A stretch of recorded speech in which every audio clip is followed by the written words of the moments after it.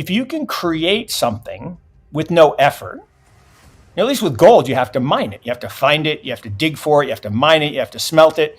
Right. With Bitcoin, you have to do something called proof of work, right? You have to buy a machine and you have to tap into the algorithm and you have to pay for electricity and you have to produce effort. And this is one of the most genius things. If you think about all of life, big statement, right? All of life. Right. It's about converting energy to value.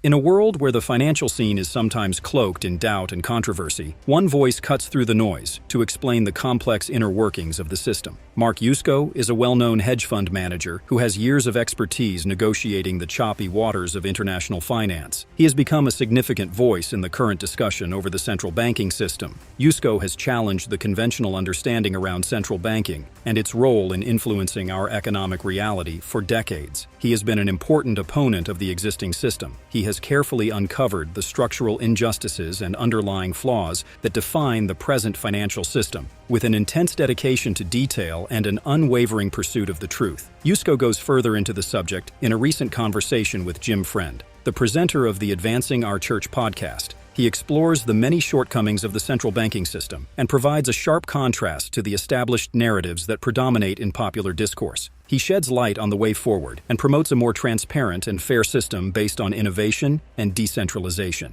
Let's hear what Mark Yusko has to say. There's only one money in the history of the world, really. I mean, there have been multiple attempts, but only one that survived for the last 5,000 years, and that's gold. Well, what do I mean by that?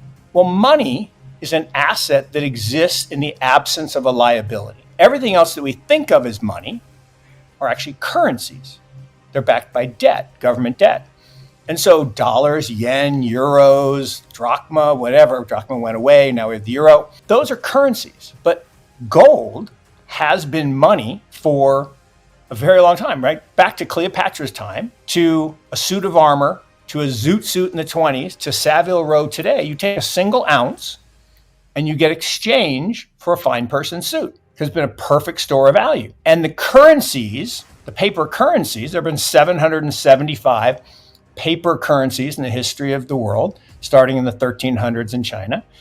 3/4 of them disappeared. They just vanished because governments get so far indebted that the empire eventually crumbles. Roman Empire, Ottoman Empire, British Empire. Now, Britain's still there, the UK's still there, but a single pound note 360 years ago would get you a pound of sterling silver. Today, it would take you 174 pounds of sterling silver to get a pound note.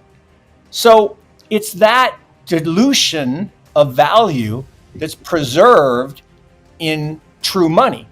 But here's the problem with gold. Let's say I had a bar handy. Now, if I was Kyle Bass, right, everybody knows Kyle, he would literally reach under his desk and he would pull out, he keeps a 26 kilogram Australian gold coin in a safe under his desk. If I had that and I wanted to break it in half and send you half, I'm not strong enough to break it. It's not very divisible. Even if I could break it, I couldn't stuff it in the computer and send it to you. So it's not very functional. Whereas Bitcoin, it has the same scarcity as gold, meaning the amount of new Bitcoin each year that's created is roughly equal to the amount that's lost or stolen. Same with gold. So the scarcity is the same. And that's why scarce assets retain their value.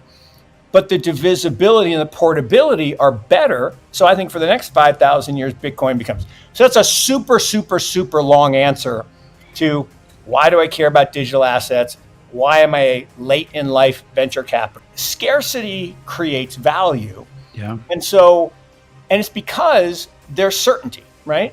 One of the problems with our money, right, the dollar, is this thing called the Federal Reserve, which I always joke is neither federal nor has any reserves. Nor reserve, right? It's actually not a bank the way we think of a bank. It's actually a private corporation owned mostly by Europeans, which is kind of weird. So wealthy European families. And it was created in 1913, modeled after the Bank of England, which was modeled after the Dutch National Bank. It was created by a bunch of European families back in the 1600s. And what a central bank can do is they can create money out of thin air. Well, wait a second. Isn't that bad? Like, think about it. If I have a stack of $1 billion over here, and I create a new stack of freshly minted $1 billion, what just happened to the value of my old stack? Well, it got cut in half. The U.S. Federal Reserve and other central banks are very good at something dubious. They consistently depreciate fiat currencies, making them all but worthless over time. A clear example of this is the precipitous drop in the U.S. dollar's buying power since the Federal Reserve was established in 1913. The dollar has lost more than 95% of its worth, according to a number of sources, including the Federal Reserve. In 1913, $1 could buy things that would now cost about $25, to put this into context. Historical data shows a consistent drop in the value of the dollar, with no notable phases of recovery similar to those seen in the 1800s, indicating this unrelenting loss of purchasing power. Regretfully, things will only become worse quickly over the next few years. The world's reserve currency is predicted to depreciate faster due to unrestrained government borrowing and spending, further weakening its value and making people and countries more susceptible to financial instability. In the midst of this developing crisis, Mark Yusko offers insightful commentary in his interview, explaining the underlying reasons for currency depreciation and examining potential routes to a more secure and fair financial future. Come explore Yusko's explaining the effects of central bank policies on the world economy. Thomas Jefferson said it best, right? If you ever let a private enterprise control the issue of money, your grandchildren will wake up penniless on the shores of the land that their grandfathers conquered. And it's true, because if you can create something with no effort, at least with gold, you have to mine it. You have to find it, you have to dig for it, you have to mine it, you have to smelt it. Right. With Bitcoin, you have to do something called proof of work. Right? You have to buy a machine, and you have to tap into the algorithm, and you have to pay for electricity, and you have to produce effort. And this is one of the most genius things. If you think about all of life, big statement, right? All of life, right. It's about converting energy to value. You create a podcast, you fuel your body, right? You fuel your mind, and then you produce value through your effort. If we're supporting our church, right? We're giving our time, our talent, our treasure. Okay, we're converting energy to value. Mm-hmm. And everything in life is about that. And so things that go against that are antithetical to true value creation. And one of my hashtags over the past 7-8 years has been get off zero. Okay. Now, what does that mean?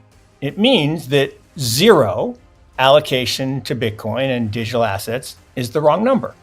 And I've been saying for a while that, look, when I started down this path in 2013, 14, I didn't really understand it. It's a true story. I got introduced to Bitcoin the same month as the Winklevoss twins. And if you've read the book, Bitcoin Billionaires, which is a great book, Ben Mesrick is a brilliant writer. It's an easy read. You could read it over the weekend.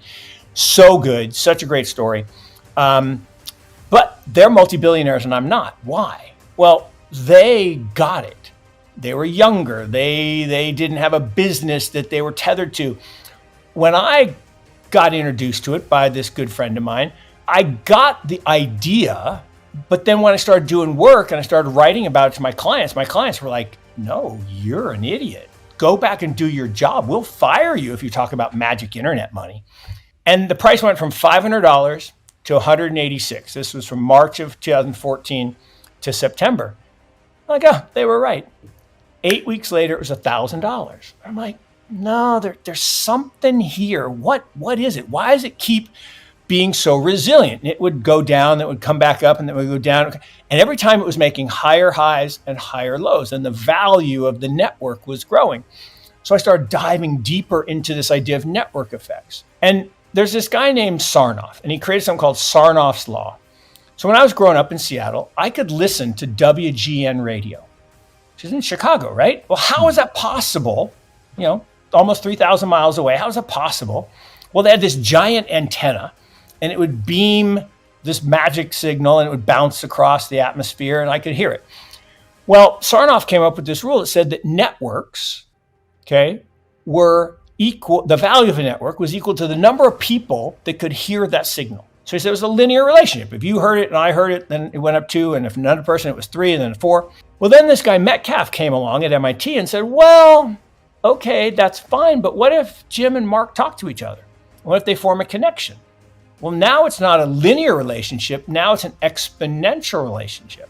And the difference between linear and exponential, the most powerful example I use is if I take 20 linear steps across the office, I get to the other side. If I take 20 exponential steps, I go around the world twice. It's unbelievable, right? Interesting. And so exponential growth of networks. Mark Yusko explores in great detail the fundamentals of real value creation, as well as the revolutionary potential of decentralized networks like Bitcoin. He repeats Thomas Jefferson's advice and warns against the dangerous course of giving private companies power over the issuance of money. Yusko highlights the important fact that creating value requires work, regardless of the activity involved, such as mining gold or completing the complex Bitcoin proof of work. According to Yusko, life itself is about transforming energy into worth. Every pursuit includes converting energy into something concrete, whether it's creating a podcast, taking care of one's physical and mental needs, or supporting a cause like their church. Any system that violates or distorts this essential idea, Yusko highlights how crucial it is for investing strategies to embrace innovation and diversity. He exhorts people to get off zero, emphasizing the vital role that digital assets like Bitcoin play in preventing the depreciation of conventional fiat currencies. Thinking back on his personal experience with Bitcoin, Yusko notes that he initially encountered pushback and distrust from peers and clients. But in the end, his faith in the tenacity of Bitcoin and its underlying network effects proved correct. By using theories such as Sarnoff's law and Metcalfe's law, Yusko clarifies the possibility of exponential development present in network effects. Bitcoin's network effect drives its value and resiliency, just as the strength of communication networks grows exponentially with each new connection. Until next time, happy investing.